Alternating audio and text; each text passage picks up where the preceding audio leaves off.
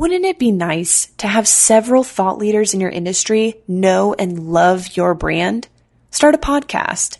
Invite your industry's thought leaders to be guests on your show, and start reaping the benefits of having a network full of industry influencers. Learn more at sweetfishmedia.com. You're listening to the B2B Growth Show, a podcast dedicated to helping B2B executives achieve explosive growth. Whether you're looking for techniques and strategies or tools and resources, you've come to the right place. I'm Jonathan Green. And I'm James Carberry. Let's get into the show.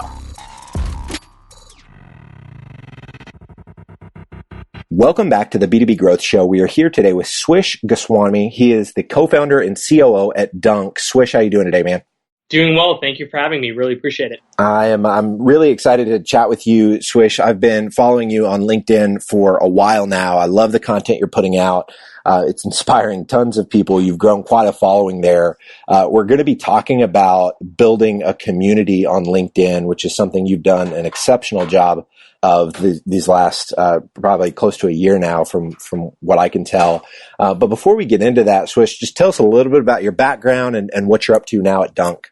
Yeah, so born in Singapore, grew up pretty much as an entrepreneur. So started a number of businesses when I was younger, ranging from a hovercraft business that I sold for $200 and was able to buy a Nintendo DS Yes. when I was like 9 years old, Love to it. nonprofit in high school, and then kind of moved into the space of wearables, which is how I came to New York, where I licensed my product out with Trevor Booker, who's the Brooklyn Nets player.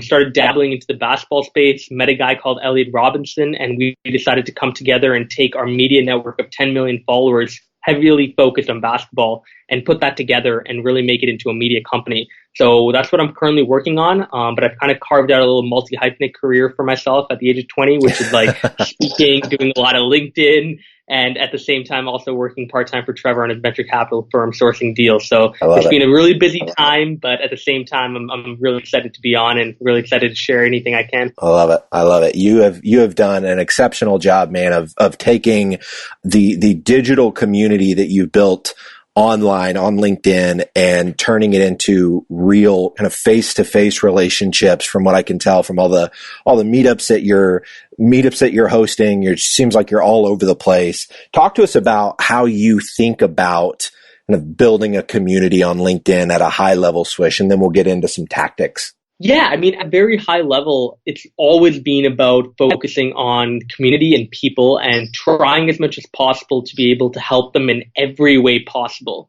So when I started out on LinkedIn, I wrote a number of ways I wanted to be able to help people on LinkedIn. And those ranged from getting on 5-minute calls with people who were struggling in life or who didn't know what they wanted to do or who were university students that needed help, to getting like 30-minute consulting calls on how they can grow their LinkedIn brand, to connecting people to one another if they ever needed a connection, to now, of course, hosting meetups so people can meet their offline connections in person. So it's always been about people first. It's always been about community. And more than anything, it's been about engagement. Every single one of my posts, I try to look at every comment I get. I'm terrible at looking at my inbox, but if you send me a comment, chances are that 95% of the time I will respond to your comment. I love it. I love it. And so let's get into some of the tactics, Swish. As you've been building your community, I think I just looked and I think you've got, over 54,000 followers on LinkedIn now. What are some of the tactics that helped you build the community that you've built? Yeah. So 3 things mainly. One is content. So I started wide range of content, ranging from informative content, things I was interested about, things I felt that I could speak on. The second were inspirational pieces of content, so quotes and stories of people that are inspiring, people I might know or might not know. And then the third is personal anecdotes. I think that's kind of my specialty, which is taking my life and putting it into notes and sharing my experiences and being very open to hearing other people and engaging with that. The second big aspect of, really being able to get traction on LinkedIn is collaboration. So early on, I started to scout out the people who were crushing it on LinkedIn. Many of them are my friends now, like Kayla Alexis, for example, Josh Spector, Alan Gannett. all these people, I scouted them out, put them into a group. We started collaborating on a lot of pieces of content. We started sharing each other's posts, really trying to cross-pollinate our audiences. And then the final thing came down again, as I said, to community, right? The emphasis on building a community and not trying to monetize people early, but instead trying to be able to get people in, feel included, and put out and amplify positivity as much as possible. I love it. I love it, Swish. And as you're doing a lot of, you're talking to a lot of people at these in-person meetups and you're engaging with a ton of people, what are some of the things that you see people doing that you desperately wish they weren't doing? What are some things that people should stay away from?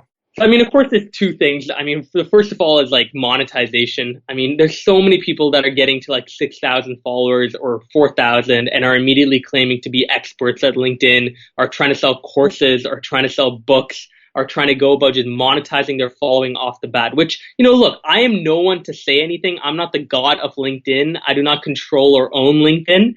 But, when it comes down to it, if you want to build a mark on LinkedIn, if you want to be able to build a brand on LinkedIn, monetizing that early on is incredibly risky and challenging. The second big thing I think that I'm seeing, which is a problem when it comes specifically to building a community, is people being way too guarded. And what I mean by that is people not willing to share their personal life. And what I really mean by that is not sharing a selfie with your dog, but I mean literally 80% of our lives are consumed by work. And to have an outlet to be able to talk about what went right, but more importantly, what went wrong is incredibly important. And I've seen so much growth just as a person by being able to do that. So I would highly encourage people to share their failures because those are a lot more important than sharing your successes, especially as an entrepreneur. Entrepreneurship is a field where failures are not talked about enough. Yeah. One example that I saw from you, I think it was your post yesterday, maybe it was a couple days ago. You talked about some hate mail that you had received via LinkedIn that basically said, you're too young. What do you know? Yeah. Stop spewing this garbage on LinkedIn. You don't know anything. You're too young. And you basically told that story in a way to say, it makes me sad that there are people out there that will do that. And those kind of messages will actually derail people from sharing their voice, sharing their experience, sharing what they're learning, how they're growing on the platform, because of the one or two haters out there that obviously have so much brokenness inside of them that they're spewing it out on other people. Can you share some other examples, Swish? Because I think that's a really valuable point that you made of thinking about your content, going a little bit deeper below the surface, talking about things that are really struggling. Are there any other types of posts other than the one I just mentioned that have tended to resonate really well with your audience? Yeah, for sure. Sorry about that. There's two things in particular. One is, of course, that post that I made, which was actually like literally 12 hours ago, I think. It was like something that I woke up to in the morning at 5 a.m. and I saw this message and I was like, that sucks. And I just decided to post about it because that's what you do at 5 a.m. I guess. And beyond anything else, I mean, I posted literally about failures that I've had in building a business, sometimes breaching confidentiality. I talked about that about 4 months ago. I've talked about things like going up to someone and not being taken seriously in a board meeting and talking about how those are starting to harm people in the relationships that they have on LinkedIn particularly. So, I think I've gone through a wide spectrum of personal anecdotes, and I'm not afraid to keep going. The only thing is I continuously want to bridge the gap between my personal life and my professional life, right? I'm never going to share something like, I'm getting married. Like, I might share it if it has something to do with my career, of course, but I'm not going to make it my Facebook.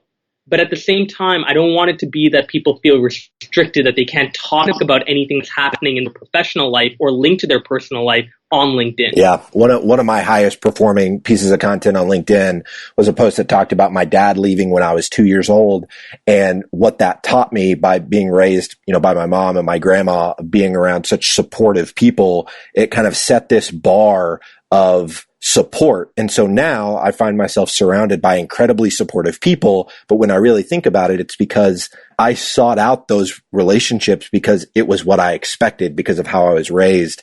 And so, using that experience of, not growing up with a dad, but but looking at the positive, and instead of looking at that situation as a negative, and the tie to how often we look at our careers in a negative way instead of looking at it from kind of the positive angle. So I think they're just, I've been learning from guys like you and Alan Gannett and Josh and Michaela, and you guys are just doing a phenomenal job with the content that you're creating there.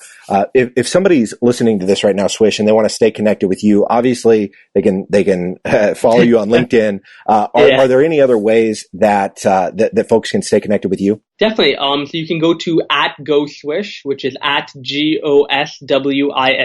I promise it's not narcissistic. My last name is Goswami, so I mixed my last name in my nickname Swish. But so @GoSwish on Twitter, Instagram, or Snapchat. Reach out to me. I'm always happy to come on a 5-minute call. I even talked about that once, where I feel like people underestimate the impact that a 5-minute call can make in their life. So always trying to look for that next opportunity, and hopefully that'll be a person listening. I love it. And Swish, my last question, what is the legacy that you want to leave? I think the legacy that I probably want to leave is one that when I die, it would be like this person lived not only to his max and to his potential, but lived probably the most transparent, open, and honest life to people. I never want to lose my genuine touch that I have with people, and I never want to reach a point where I feel like I'm being clouded or I'm not being able to reach people in an authentic way. Yeah. So if there's anything that I want to be known for, it's authenticity and being genuine. I love it. Swish, this has been fantastic. You delivered some quite a few value bombs here, so I really appreciate it. And thank you again so much for your time. No worries. Thanks for having me. To ensure that you never miss an episode of the B2B Growth Show, subscribe to the show on iTunes or your favorite podcast player. This guarantees that every episode will get delivered directly to your device. If you or someone you know would be an incredible guest for the B2B Growth Show, email me at jonathan@sweetfishmedia.com and let us know. We love connecting with B2B executives, and we love sharing their wisdom and perspective with our audience. Thank you so much for listening. Until next time.